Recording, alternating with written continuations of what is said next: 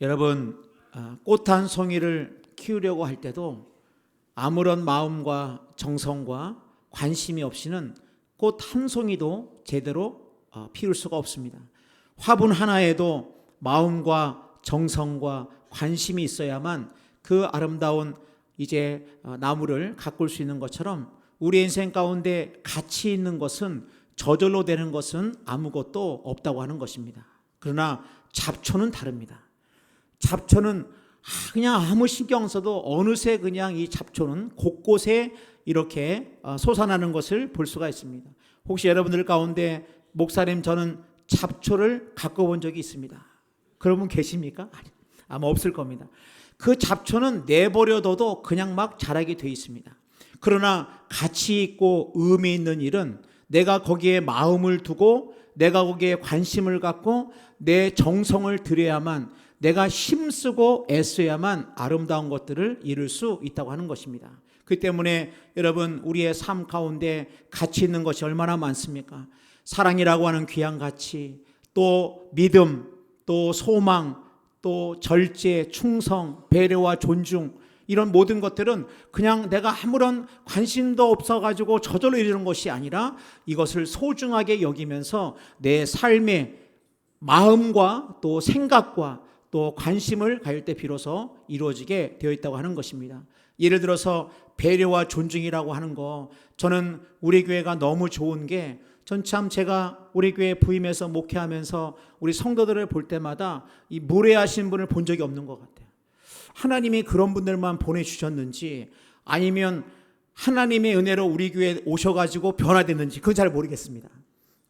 아니면 여러분은 잘 모르겠습니다만은 정말 저는 우리 교회 우리 성도들을 볼 때마다 이렇게 예의가 있고 또 뭡니까? 서로 상대방에 대한 배려가 있고 존중이 있는 이런 교회가 또 어디에 또 있을까, 저는 그런 생각을 하게 됩니다. 여러분, 제가 군대에 이제 임관에 있을 때 얼마 되지 않아서 함정에 제가 인격지도 교육을 간 적이 있습니다. 인격지도를 갔는데 이제 함장님이 계시고, 함장님은 대령이셨고, 저는 이제 막 군대 갔기 때문에 제가 대위로 그 부대 배에 가가지고 이제 인격지도하고 함장님을 잠깐 만나는데, 저는 지금도 잃을 수가 없어요. 한 10분 만났는데 이분이 얼마나 무례하신지,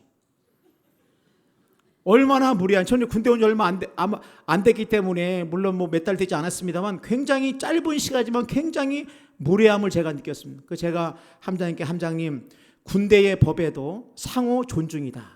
우리 함장님이 대령이시고 함장님 볼 때 제가 대위인 것 같지만 제가 볼 때는 함장님, 서로 군대라고 하는 것은 서로를 존중하고 배려해야 전쟁이 나와도, 전쟁이 총알이 빗발쳐도 함께하는 거지, 상당히 지금 함장님 무례하시다. 전 더 이상 함장님하고 할 말이 없습니다. 그래서 제가 일어나서 제가 왔습니다. 아마 그분은 자기 평생에 그런 걸 경험해 본 적이 없을 거예요. 내가 대령인데 대위가 그 앞에서. 그럼 여러분, 제가 그렇게 얘기하지 않으면 이분이 군 생활을 하면서 얼마나 자신의 부하를 함부로 다루고, 저는 제가 군 생활을 하면서 이병, 짝대기 하나, 훈련병이라 할지라도 그냥 대한 적이 없습니다. 그랬더니 나중에 오후쯤에 그 배에서 카스테라를 만들어 가지고, 혹시 목사님 기분 나쁘셨느냐 이러면서 함장님이 너무 죄송하다고 카스테라를 가져가지고, 제가 그 먹었던 카스테라 잊을 수가 없습니다. 여러분, 우리가 이 땅을 살아갈 때 무례하다고 하는 거, 여러분, 아름다운 가정을 이루는 거, 소중한 사람에게 무례하면 안 됩니다. 가깝다고 해가지고 무례하면 안 됩니다. 그냥 우리가 아무 생각 없이 말하는 거, 여러분, 그거는 잡초와 같은 것입니다.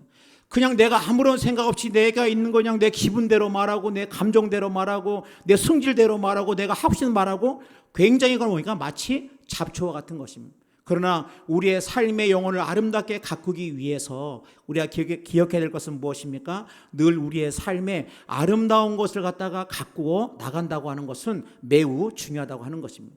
여러분, 믿음도 마찬가지입니다. 여러분, 예수님이 그렇게 강조했던 믿음, 왜 그렇게 예수님은 믿음을 강조했을까? 왜 이렇게 반복해가지고 믿음을 말씀하셨을까? 중요하기 때문에 그랬습니다. 믿음이 얼마나 중요하기 때문에 예수님은 많은 것들 가지고 네 믿음이 어딨느냐, 내가 믿음을 보겠느냐, 네 믿음이 너를 구원하였다, 늘 이렇게 말씀하신 걸 왜 그러냐? 믿음이 그만큼 중요하기 때문에 그렇다고 하는 것입니다. 우리가 믿음을 도대체 어떻게 잘하느냐? 여러분, 이 기간을 통해 가지고 내 믿음을 돌아볼 수 있는 여러분 되시기를 축복합니다. 여러분, 첫 번째로 보면은 믿음은 하나님 앞에서 솔직한 자신을 내어놓을 때 성장한다고 하는 것입니다. 오늘 말씀 보니까 창세기 15장 1절입니다. 이후에 여호와의 말씀이 환상 중에 아브라함에게 임하여 이르시되 아브라함아 두려워하지 말라. 나는 내 방패요 너의 지극히 큰 상급이니라. 오늘 말씀 보니까 이후에, 그러니까 여러분 오늘 15장 1절 말씀인데 14장에 어떤 일이 있었습니까? 그돌라 오멜이라고 하는 사람을 중심으로 한 4개의 연합군을 이제 롯이 그의 가족들과 모든 것들이 빼앗겨 가지고 이제 포로로 잡혀갔을 때 318명의 용사를 데리고 아브라함이 용기를 가지고 가가지고 이 롯을 구원했던 그 이유입니다. 그러면서 돌아오는 길에 멜기세덱에게 뭐라고 얘기합니까? 내 손에 이렇게 대적을 이긴 것은 네가 이긴 것이 아니라 하나님께서 너로 이기게 하셨다 라고 하는 그것에 너무 감사해가지고 성경에 나오는 첫 번째 11조를 그 멜기세덱에 드렸다고 하는 것을 우리가 볼 수가 있습니다. 그러니까 여러분, 이 15장 1절은 사실은 이 아브라함이 너무 막 기뻐하고 내가 승리했다 막 이러는데 오늘 말씀 보니까 하나님이 뭐라고 하는, 아브라함이 말씀하시면 아브라함아 두려워하지 마라. 여러분, 왜 하나님이 두려워하지 말라고 말씀했을까요? 아브라함이 지금 두려워하고 있었기 때문에 그렇습니다. 아브라함이 두려워하고 있기 때문에 하나님께서 아브라함한테 나타나셔가지고 아브라함을 두려워하지 말라라고 말씀하고 있다고 하는 것입니다. 여러분, 우리가 이 땅을 살아갈 때 꼭 무슨 믿음이 있는 사람은 두려움이 없다 그렇게 생각하는데 그렇지 않습니다. 성경에 보면 수많은 믿음의 사람들은 두려움 가운데 때로는 있었고 그 두려움 가운데 사로잡힐 때도 있었습니다. 왜냐하면 이 땅을 살아가는 모든 인생은 아담과 하와가 범죄한 다음에 죄를 지은 다음에 맨 먼저 나타난 반응이 뭐냐? 두려움이에요. 두려움. 그렇기 때문에 하나님의 낯을 피하여 두려움 가운데 숨었던 것을 볼 수 있다고 하는 것입니다. 근데 여러분, 이 죄로 말미암아 이 땅을 사는 모든 사람들 마음에는 이 두려움이 있다는 거예요. 내가 앞으로 잘 먹고 살 수 있을까? 내 몸이 건강할 수 있을까? 내가 지금 내 자녀가 어떻게 자기 몫을 잘 감당할 수 있을까? 늘 사람들은 자기도 모르는 사이 이 두려움 가운데, 이 죄로 말미암아 두려움 가운데 살아갈 때 이 두려움은 무슨 돈 없는 사람만 두렵고 뭡니까? 건강이 없는 사람만 두렵고 건강이 없는 사람, 돈 없는 사람, 백 없는 사람, 그런 사람만 두렵다고 생각하는데 전혀 그렇지 않습니다, 여러분. 전혀 그렇지 않고 돈 있는 사람도 더 두렵고 건강한 사람도 이 건강을 잃으면 어떨까 더 두렵고 인생의 죄로 말미암아 묶인 인생은 이 두려움 가운데 살아가게 돼 있다고 하는 것입니다. 그 아브라함도 두려웠던 거예요. 여러분, 사실은 성경에 가만히 보면은 여러분, 용기가 뭐냐? 우리는 용기가 두려움이 없는 게 용기다, 두려움 없이 나가는 게 용기다 그러는데 그 용기의 정의하고 다릅니다. 성경을 가만히 묵상해 보면은 용기는 두려움이 없는 게 아니고 두려움 가운데서 하나님의 말씀을 붙들고 나가는 것이 용기입니다. 두려움이 없는 게 용기가 아니에요. 왜냐하면 우리는 두려움이 없을 수가 없는 거예요. 그렇지만 용기가 뭡니까? 두려움에도 불구하고 하나님의 말씀을 붙들고 홍해 앞에 믿음으로 나가고 요단강 앞에 믿음으로 나가고 여리고 성을 믿음으로 돌 때, 두려움 가운데 믿음으로 나갈 때 여러분, 그것이 바로 용기라고 하는 것입니다. 그러니까 여러분, 그럴 때 하나님께서 아브라함에게 아브라함 두려워하지 마라. 내가 내 방패고 내가 내 상급이다. 그러면 아브라함 그 말 때 여러분 어떻게 했으면 좋겠습니까? 하나님 감사합니다. 하나님께 말씀하시기에 위로가 됩니다. 그래야 되는데 하나님 나에게 도대체 뭘 주시라고 지금 이런 말씀을 하십니까? 내가 지금 아무리 살펴봐도 내가 정말 갖고 싶은 것도 많고 내가 상속자도 내가 있기를 원하는데 나는 상속자도 없습니다. 하나님 나한테 뭘 주시겠다는 겁니까? 나는 자식이 없기 때문에 내 종을 갖다가 내 상속자로 삼을 겁니다. 창세기 15장 2절입니다. 아브라함이 이르되 주 여호와여 무엇을 내게 주시려 하시나이까? 나에게 뭘 주시겠습니까? 여러분, 굉장히 이런 말씀을 들으면 우리가 생각할 때 아브라함이 약간 하나님께 약간 따지듯이 얘기를 하고 있습니다. 나는 자식이 없사오니 나의 상속자는 이 다메 사람 엘리에셀 종입니다. 이이다. 아브라함이 또 이르되 주께서 내게 씨를 주지 아니하였으니 내 집에서 길린 자가 내 상속자가 될 것이니라. 여호와의 말씀이 그에게 임하여 이르시되 그 사람이 내 상속자가 아니라 내 몸에서 날 자가 내 상속자가 되리라 하시고, 오늘 말씀 보니까 하나님 나에게 무엇을 주시려고 말씀하십니까? 하면서 이 아브라함이 솔직하게 하나님 앞에 나가는 모습을 볼 수가 있습니다. 우리가 믿음이라 그러면 좀 오해하는 게 많이 있습니다. 믿음 그러면은 적극적인 사고방식을 믿음이라고 생각합니다. 하자, 할 수 있다, 하면 된다. 여러분, 성경하고는 완전히 그거는 심리학적으로 아니면 무슨 성공학적으로 얘기할지 모르겠으면 성경은 그것을 믿음이라고 한 적이 한 번도 없습니다. 하자, 할 수 있다, 하면 된다. 여러분, 그거는 군대 선악계 구호로 외치는 거지. 여러분, 성경에서 어디 믿음을 갖다가 하면 된다, 할 수 있다, 우리는 그런 말씀이 성경에 어디 있습니까? 성경은 반드시 믿음이란 말이 나올 때는 믿음의 대상이 있고, 믿는 대상이, 믿는 대상, 믿음의 대상, 정신 승리가 믿음이 아니라고 하는 것입니다. 그러니까 여러분, 이렇게 할 때 아브라함의 이런 얘기를 듣고 우리는 너무 좀 친근함, 여러분 친근하지 않으세요? 아브라함 보면서 아브라함이 솔직히 하나님 나에겐 상속자도 없고 이제 집에서 길리운 저 종이 나의 상속자 될 것인데 하나님 나에게 뭘 어떻다고 나에게 방패라 그러고 나에게 상급이라 그러십니까? 여러분, 우리는 하나님 앞에 나올 때 어떻게 해야 믿음이 성장하느냐? 자기 자신을 잘 살펴봐야 믿음이 성장합니다. 내가 누군지, 내가 지금 어떤 정도의 위치에 와 있는지, 내가 지금 내 믿음이 지금 어디 있는지 이걸 좀 잘 정직하게 나가야 됩니다. 그러니까는 우리 믿음의 사람은 울어도 안 되고, 믿음의 사람은 뭡니까? 실망해도 안 되고, 낙심해도 안 되고, 그런 거 성경에 그렇지 않습니다. 믿음의 사람들도 슬프면 눈물이 나는 겁니다. 믿음의 사람들도 상처가 있는 거예요. 믿음으로 사는 예수 믿는 사람들에게도 절망의 시간, 낙심의 시간이 있다고 하는 것입니다. 그게 부끄러운 거 아니야. 부끄러운 것이 아니고 그럴 수 있다는 거. 우리 믿음의 사람들에도 갈등이 있을 수가 있고, 우리 믿음의 사람들에게도 내 마음대로 되지 않을 때 낙심할 때가 있다고 하는 거예요. 그럼 부끄러운 거 아닙니다. 그럼 뭐가 하나님 오늘 아브라함을 통해서 말씀하시는 겁니까? 아브라함은 하나님과의 이런 관계를 통해서 하나님께 갖고 나갔다는 거예요. 하나님, 나는 지금 내 씨가 없으니, 또 하나님 내가 이제 상속자가 없으니 이런 상황인데 하나님 내가 무슨 소망이 있겠습니까? 라고 정직하게 나갔다고 하는 것입니다. 그 때문에 어떤 사람이 믿음이 성장하는 겁니까? 하나님 앞에 나가가지고 솔직하게 내 마음의 가면을 내려놓고 하나님과 마주대하는 겁니다. 하나님, 지금 내 마음이 이렇습니다. 하나님, 내 기분이 지금 이렇습니다. 하나님, 내가 이것 때문에 너무 속상합니다. 하나님, 내가 이런 일 때문에 내 마음이 너무 아픕니다. 라고 하나님께 믿음으로 솔직히 나아갈 때 바로 거기서부터 치유가 시작되고 회복이 시작된다는 겁니다. 그때 하나님이 아브라함을 딱 이끌어 나오시는 거예요. 아브라함을 딱 이끌어가지고, 지금 아브라함이 그 당시에 주택에 있던 텐트 이렇게 안에 있지 않았겠습니까? 하나님이 그 안에서 말씀하지 않으세요. 아브라함을 굳이 끌어가지고 바깥으로 나오게 하십니다. 창세기 15장 5절입니다. 그를 이끌고 밖으로 나가 이르시되 하늘을 우러러 무뼈를 셀 수 있나 보라. 또 그에게 이르시되 내 자손이 이와 같으리라. 그를 이끌고 왜 이렇게 이끌고 나오셨을까? 여러분, 왜 굳이 그러셨을까? 여러분, 사람은 자신의 경험을 절대적으로 생각합니다. 자기가 본 것만, 자기가 경험한 것만이 절대적으로 옳다고 생각하고 그것이 전부인 것으로 사람은 생각을 합니다. 그러니까 여러분, 우물에서 태어난 아이는 바다를 본 적이 없어요. 바다를 본 적이 없는 아이에게 바다를 여러분 한번 설명한다는 게 얼마나 어렵겠습니까? 끌고 나가가지고 바다를 보여주는 게 제일 쉬운 것입니다. 사과를 먹어본 적이 없어요. 여러분, 사과가 어떤 맛인가 말로 한번, 여러분 사과를 본 적도 없고 먹어본 적도 없는 사람에게 사과를 한번 설명을 한번 해보세요.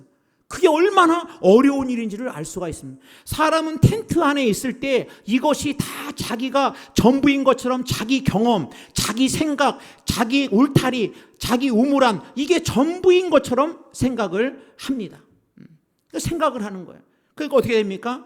얼마나 이 아브라함이 자기 텐트 안에 자기를 보니까 자기 모습이, 내가 갈대아우에 떠나가지고 내가 지금 먹고는 살게 되었지만 내가 특별히 나아진 게 뭐가 있냐, 내가 상속자가 있냐, 뭐가 있냐, 이러면서 그럴 때 끄집어내가지고 하나님이 하나님을 바라보게 하신다고 하는 것입니다. 여러분, 제가 백령도에 살 때 백령도는 10개의 마을로 이루어져 있습니다. 근데 이 10개의 마을 중에 가장 우리로 치면 명동 같은데, 명동. 이게 진촌입니다. 진촌. 혹시 백령도에 사신 분 아실까 모르겠습니다만은 이 진촌인데, 진촌은 최고 높은 빌딩이 2층입니다. 2층이 최고 높은 빌딩이에요. 예. 근데 이 백령도 이 진촌, 이 사고 진촌 맞은편 맨 반대편에 중화동이라고 두무지 있는 그 마을이 있습니다. 근데 이 마을인데 사실은 이 뭐 차로 간다 그러면 30분, 40분밖에 걸리지 않는 거리가 안 됩니다만은 제가 이렇게 운전하다 보니까 이런 생각이 들었던 거예요. 야, 이거 옛날에 도로가 없을 때 저 끝에 중화동에서 여기 진촌까지 이거 나오는 게 보통 일이 아니었겠다. 왜냐면 진촌을 나와야 배를 타고 육지로 나갈 수가 있거든요. 그래서 제가 이런 얘기를 하는데 그 얘기를 들은 거예요. 그 마을 목사님에게, 목사님, 우리 동네 어르신들 가운데는 태어나가지고 한 번도 진촌을 가보지 않고 천국 가신 분들도 많이 있습니다. 그런 말씀 하시더라고요. 여러분, 만약에 그렇게 중화동에서만 태어나서 그 섬의 한 동네에서만 자랐다고 한다면 여러분, 그분이 이 삶의 영역이라든지 아니면 모든 그 영역이라고 하는 게 얼마나 그 안에서만 전체로 이렇게 될 수 있었겠습니까? 그러나 오늘 하나님이 굳이 이렇게 아브라함을 별을 보게 하시고 하신 건 뭡니까? 아브라함아, 너의 시선을 갖다가 넓히라고 하는 겁니다. 네가 지금 텐트 안에서 너만 보지 말고 늙은 네 육신몸, 늙은 네 아내, 그것만 보지 말고 네가 나를 바라보고 이 온 우주 만물을 창조하고 저 별빛이 빛나게 하는 것처럼 너를 갖다가 별처럼 번성케 할 나를 신뢰하라고 하는 하나님의 이 놀라운 일들을 우리가 바라볼 수 있다고 하는 것입니다. 여러분, 그 때문에 우리의 전제가 뭡니까? 나는 잘 모른다고 하는 것입니다. 여러분, 어떤 사람이 성장하고 어떤 사람이 믿음으로 단단하게 서는 겁니까? 나는 잘 모른다. 나는 잘 모른다. 내가 잘 모른다고 생각할수록 사람이 겸손하게 되는 겁니다. 여러분이 남편으로서 남편 나는 이 정도면 됐지 한번 따라하겠습니다. 그럴 리가 없다. 여러분, 나는 이 정도면 훌륭한 거 아니야? 나는 이 정도면 내가 다 아는 거 아니야? 여러분, 사실은 그런 얘기를 들어보면은 그렇지 않습니다. 난 늘 부족한 남편이다. 나는 다 내가 남편으로서 완전하지 않다. 그런 전제를 깔고 있어야만 내가 더 좋은 남편이 되기 위해서 겸손하게 귀를 기울이고 자기 자신을 돌아본다고 하는 것입니다. 이렇게 우물안 개구리처럼 하나밖에 모르는 사람은 자기가 경험한 것 외에는 아무것도 모르는 거야. 그러면 어떻게 되면 겸손해야 됩니다. 난 잘 모른다. 내가 그 때문에 더 잘 아는 사람에게 겸손하게 물어보고, 여러분, 제가 목사로서 목회를 합니다마는 늘 나는 이 정도만 됐지, 제 인생의 가장 큰 위기라고 생각합니다. 그렇기 때문에 늘 내가 어떻게 하면 더 좋은 하나님 보시기에 목회자가 될 수 없을까? 내가 어떻게 하면 더 목회를 잘하는 목사님께 배울 수 없을까? 왜냐하면 나는 아직까지 부족하기 때문에. 그 사람이 후배라 할지라도, 후배 목사라 할지라도 민간 목회는 훨씬 오래 했기 때문에 후배라 할지라도 제가 밥까지 사주면서 제가 이야기 듣고 귀를 기울입니다. 왜냐하면 혹시라도 우물한 개구리가 되지 않기 위해서 그렇다고 하는 것입니다. 여러분, 우리의 인생 가운데, 우리의 삶 가운데 간장 종지만한 인생이 있습니다. 늘 간장 종지처럼 그것밖에 본 적이 없는 사람 인생입니다. 그렇다고 한다면 하나님이 왜 굳이 아브라함을 끌고 이렇게 바깥으로 나가서 하셨을까? 하나님의 마음은 우리의 마음이 하나님을 품기를 원한다고 하는 거예요. 하나님과 상관없는 삶이 아니고 하나님을 마음에 품은 사람은 세계를 가슴에 품은 사람입니다. 시골에 사는 권사님이라 할지라도 그 권사님이 저 아프리카에 있는 선교사님들과 아프리카의 그 나라에서 기도한다고 한다면 그 권사님은 지금 가슴 속에 세계를 품고 기도하는 세계 속의 그리스도인이 된다고 하는 것입니다. 여러분, 그 때문에 우리의 기도의 제목이 뭡니까? 주님, 내가 텐트 안에만 있는 것이 아니라 내 눈을 열어 주옵소서, 내 눈을 밝혀 주옵소서. 내가 경험한 것만이 전부가인 것처럼 생각하지 않게 하시고, 내가 대단한 것처럼, 내가 무언가를 안다는 것처럼 생각하지 않고 언제나 겸손한 마음을 가지고 하나님의 음성에 귀를 기울이게 하여 주옵소서. 여러분, 이것이 바로 믿음의 사람들의 모습이라고 하는 것입니다. 그때 창세기 15장 6절입니다.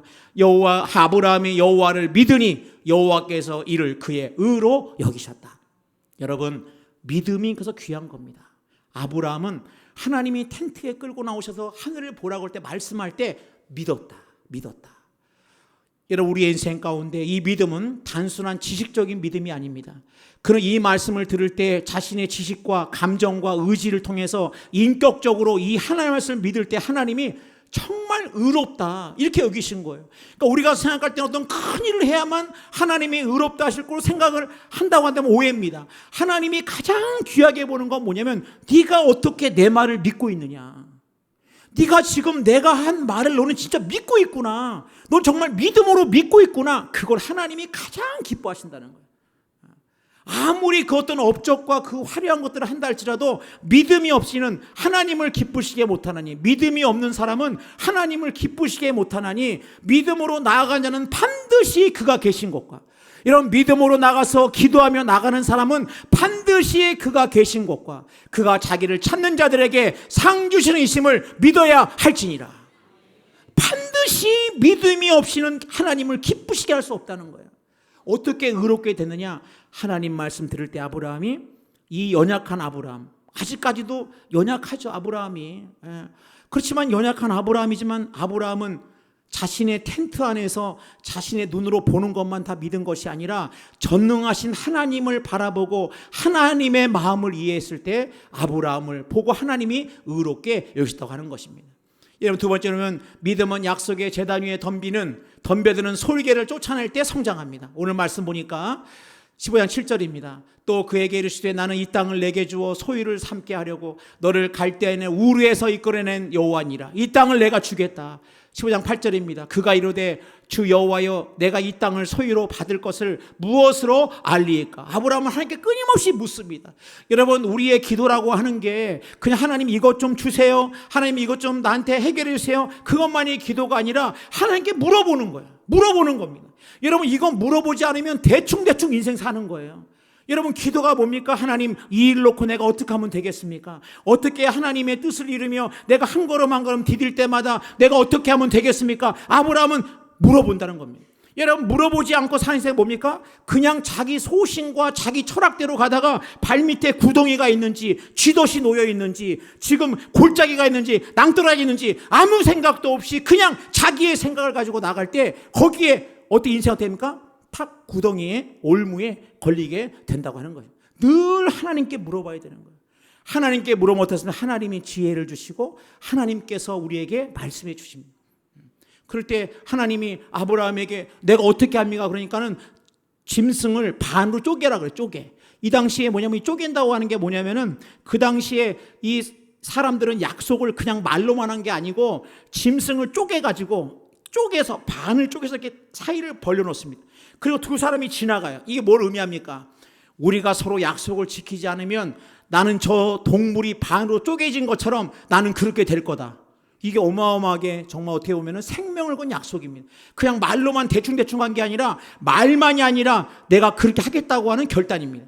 상 15장 9절입니다. 여호와께서 그에게 이르시되 나를 위하여 3년 된 암소와 3년 된 암염소와 3년 된 수양과 3비둘기와 집비둘기 새끼를 가져올지라. 아브라함이 그 모든 것을 가져다가 그 중간을 쪼개고 그 쪼갠 것을 마주 대하여 놓고 그 새는 쪼개지 아니하였으며. 그 다음 말씀입니다. 어떤 일이 벌어졌습니까? 15장 11절입니다. 솔개가 그 사체 위에 내릴 때에는 아브라함이 쫓았더라. 그러니까 이렇게 하나님의 약속, 언약을 위해서 이렇게 할 때는 어떻게 됐느냐? 이 솔개가 하나님의 임재와 하나님의 임재를 기다리는데 막 솔개가 자꾸 와가지고 막 하니까, 오늘 말씀 보니까 아브라함이 솔개를 쫓았다. 성경에서 왜 이렇게 새를 쫓았다는 얘기를 굳이 썼을까?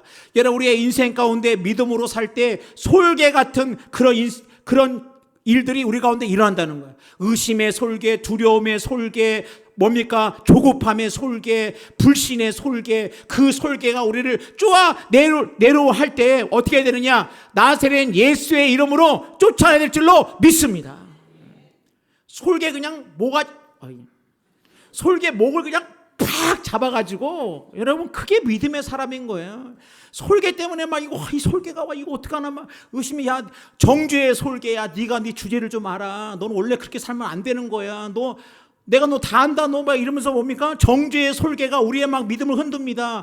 여러분, 또 뭡니까? 의심의 솔개. 네가 하나님이 네 기도 들어줄 줄 알아? 꿈도 크다 이러면서 막 의심의 솔개. 그 다음에 네 사방 천지를 봐, 적들이 좀 쌓여있어, 막 온갖 것들, 이런 것들이 솔개가 올 때에 예수님은 시험이 올 때에 하나님의 말씀으로 이 모든 것들을 물리쳤다는 거예요. 그럴 때 이 정작 이 사이를 지나가는 건 누가 지나갑니까? 아브라함 하나님이 같이 안 지나가고 하나님 혼자 지나갑니다. 10번 17절입니다. 해가 져서 어두울 때 연기 나는 화로가 보이며 타는 횃불, 하나님의 임재의 상징인 타는 횃불이 쪼갠 고기 사이로 지나더라. 하나님이 혼자 딱 거길 지나시는 거예요. 이건 뭘 말하고 있습니까? 아브라함아, 너와 상관없이 나는 내 약속을 지킬 것이라고 하는 하나님의 놀라운 약속이 품어져 있다고 하는 것입니다. 여러분, 우리 인생 가운데 왜 두려움이 우리 인생에 없겠습니까? 왜 우리의 삶에 솔개가 없겠습니까? 그러나 믿음의 사람은 있는 모습을 함께 나아가는 겁니다. 하나님께서 하시면 물이 갈라지지 않으면 그 무리를 하나님이 걷게 하실 것이다. 그 말씀을 붙들고 나갈 수 있는 우리 모두가 되기를 주님의 이름으로 축복합니다.